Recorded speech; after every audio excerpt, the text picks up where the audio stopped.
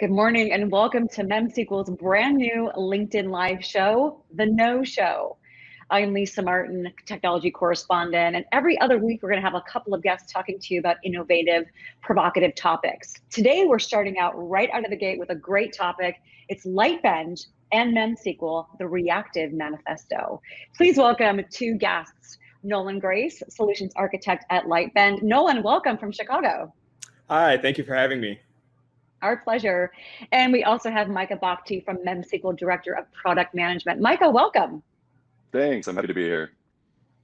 So we should mention that not only is Nolan a solutions architect from Lightbend, he's also a certified sommelier. So if you have any questions on Lightbend, Reactive Manifesto, or wine, pop them in the LinkedIn Live chat. But in all seriousness, we'd love to have you participate in the conversation. So drop us a note, ask our experts a question. So under the topic today, we're actually going to be talking about three things in the next 15 minutes. The first is the Reactive Manifesto. What is it? The second is the use cases and the market dynamics that really make this Reactive Manifesto compelling. And the third is we'll have Nolan and Micah kind of wrap up with some joint customer successes that they are having between MemSQL and Lightbend. So Nolan, let's get started with you. Before we dig in to the Reactive Manifesto, talk to us about Lightbend. Who are you? What do you guys do?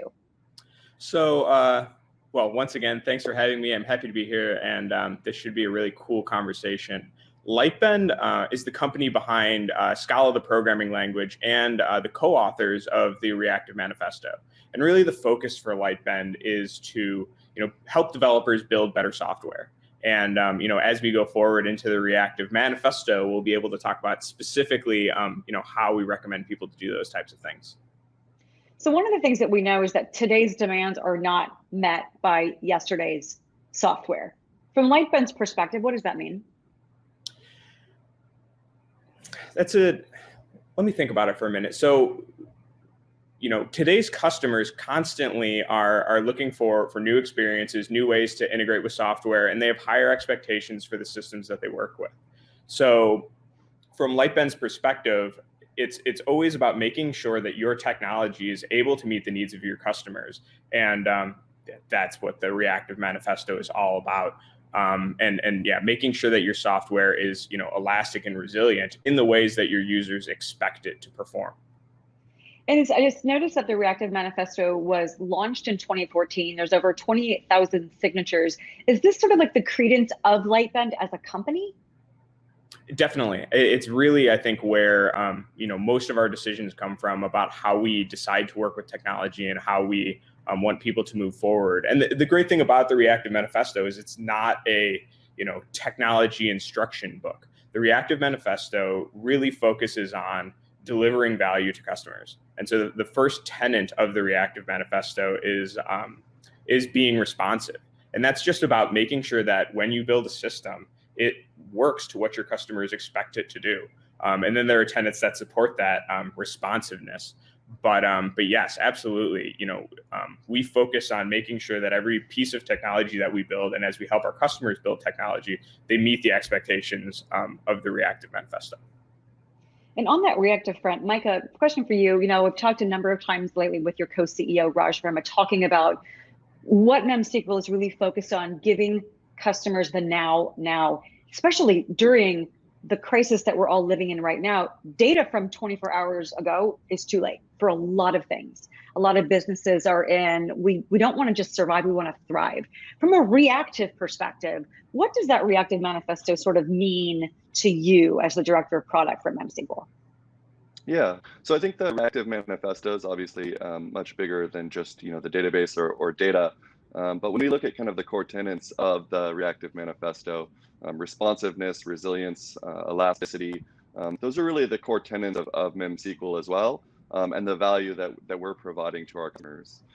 So when we look at incumbent industries, we've got a lot of new startups that are kind of disrupting those industries. And for both those startups and also incumbent vendors that want to continue to kind of drive value for their customers, they're being forced to adopt those types of principles in their technology layers and in their data center. And MemSQL does that by providing a database that's responsive and resilient and has elastic scalability. and allows them to kind of deliver new products and new experiences to their customers because of that access to their existing data. If you're just joining us, Lisa Martin here with Lightbend, Nolan Grace, and MemSQL, Micah Bhakti, talking about the Reactive Manifesto, Lightbend, and MemSQL together. Drop us a question if you have any comments or questions. We'd love for you to interact with us. All right, guys, let's move on to, we talked about the Reactive Manifesto, what it is, and also what it means to not just both you guys as partners, but your customers as well. Let's talk about some of the use cases. If we see, for example, modern e-commerce or the need for real-time analytics, which is essential, especially in today's climate. Micah, tell me from your perspective, some of the key use cases, big data, IoT, that are driving the need for this. Yeah, there's a number of use cases, but we see primarily customers that are adopting MemSQL and are driving towards these kind of real-time use cases. They've got existing data within their infrastructure, but when they go to present that data to customers, either to drive new customer experiences or internally use that to kind of form their business processes, they're finding that accessing that data, with the latencies that kind of legacy systems are providing, really isn't meeting their SLAs and is meeting their customers' needs. And so, we look at use cases around fraud detection. Customers will be making purchases in real time. And alerting a customer that there's a fraudulent transaction a day or a week after it happens isn't good enough. They want to be able to kind of not just inform customers immediately in real time, but also be able to change the experiences to decline a transaction that's fraudulent or to provide information as a customer is making a purchase is critical to those kinds of workloads. And so we see customers deploying AI ML models on top of this data in real time, or displaying information directly to customers through applications or dashboards, or kind of new experiences that they're rolling out for their customers that rely on real time and aren't able to be supported by legacy database applications. Speaking of legacy, you talk about fraudulent transactions as a use case that I think anybody of any generation will understand. But that makes me think of an old bank, an old financial institution that isn't cloud native. So if digital transformation really requires cloud native modern apps that are data centric, Micah, how does MemSQL help some of these older legacy institutions to actually transform so that, for example, they can deliver those fraud notices in an instant? Yeah, I think there's two ways that we're driving that, and MemSQL currently works with with most of the major financial institutions. But the way that we do that is we look at kind of augmenting the existing data sources that they have that aren't keeping up with those new use cases and needs, and then also allowing them the flexibility to deploy MemSQL either in their existing data infrastructure in order to modernize it, or deploying in kind of cloud deployments through the major CSPs. And so because MemSQL has the option to kind of run it anywhere, it's the same database, the same backend infrastructure, but deployed either in the customer's environment or in the cloud, they can choose on kind of a per application or per use case basis where they want to deploy that, but take advantage of kind of the elasticity and scalability and concurrency that MemSQL offers, depending on kind of how they want to augment their existing data infrastructure.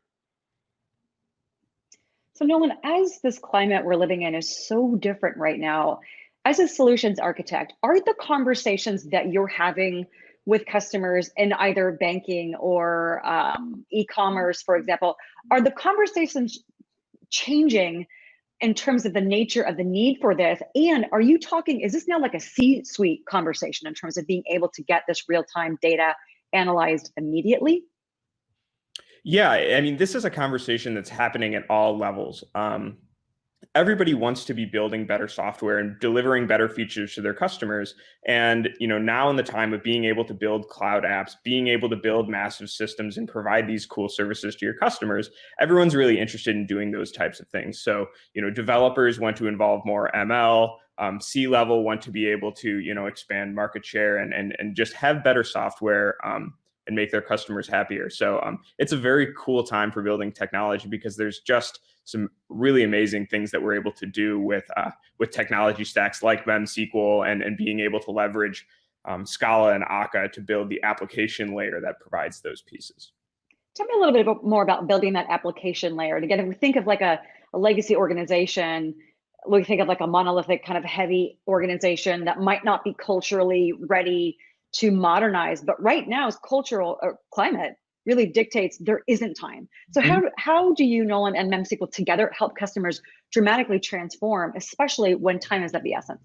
Yep, and as mentioned before, MemSQL is the reactive database. They're able to be resilient and scalable, but as they kind of talk about in the Reactive Manifesto, one reactive piece does not make a reactive system and does not deliver an entire reactive experience to your customers. And so making sure that taking these legacy systems, peeling off pieces of it, and rebuilding them as reactive microservices, and slowly using that to slowly spread across an organization. Well, you're able to do it much faster than you normally would, but the idea that it's not like a big bang release, it's making sure that you build out the right pieces at the right time to be reactive and to deliver better services, as opposed to waiting till everything is built in order to first release it.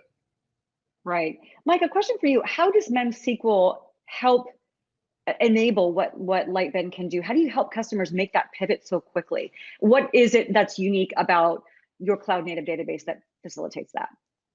Yeah, so one of the big things is that MemSQL is built on kind of a modern architecture. So whereas the incumbent databases have been kind of adding new features over the years, a lot of the legacy architecture kind of prevents them from adapting kind of the flexibility and scalability that MemSQL is built around natively. And so when we look at working with with the customers that we engage with, a lot of times they begin using MemSQL for kind of these new use cases that we're talking about. They'll augment a portion of their data infrastructure.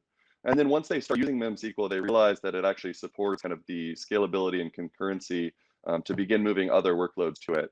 So they can kind of use it as a backing database for their new applications and expand other applications onto it as they grow, as they adapt kind of this new, more reactive deployment of applications, and they end up growing their MemSQL usage over time. So it starts out as augmentation, but then usually ends up kind of replacing legacy database architectures that aren't able to meet their needs. I imagine opening up the door for innovation. So in our last couple of minutes here, and if you're just joining us, not to worry, this will be available on demand almost as soon as we are done. So not to worry about that. Last thing, let's talk about some customers. Nolan, I know Starbucks, I am a devotee for many years, is a customer, but it's also a 45, I think, year-old organization. And they've been a great example of a legacy business that has really modernized and digitized well to meet the demands of the consumer. I can walk up there and my orders are already ready. I can order from my phone, right? And that's kind of how we as consumers are so demanding these days. But talk to me about how Lightbend works with a company like a Starbucks, a legacy, to help them pivot so quickly so that they're not just surviving during COVID, but they are thriving.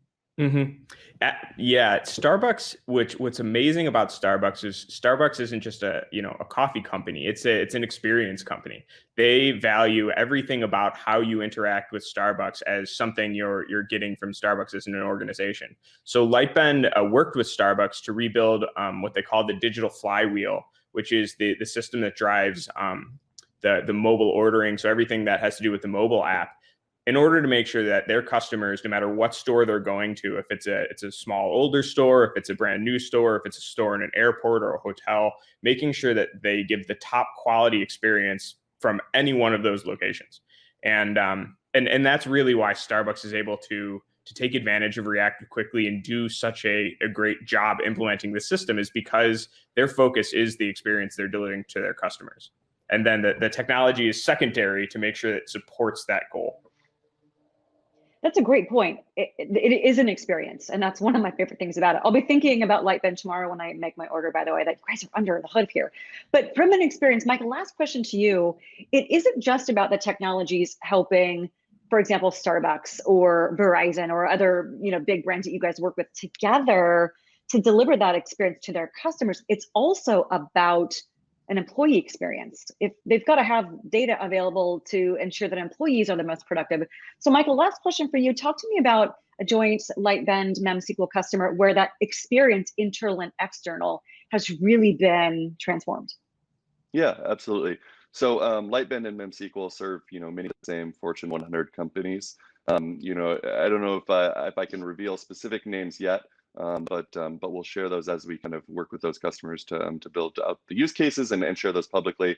But really, there's a combination of both of us kind of driving away customers from these legacy architectures and to modern software. And there's a combination of that being external facing for their customers, but also informing their internal business processes.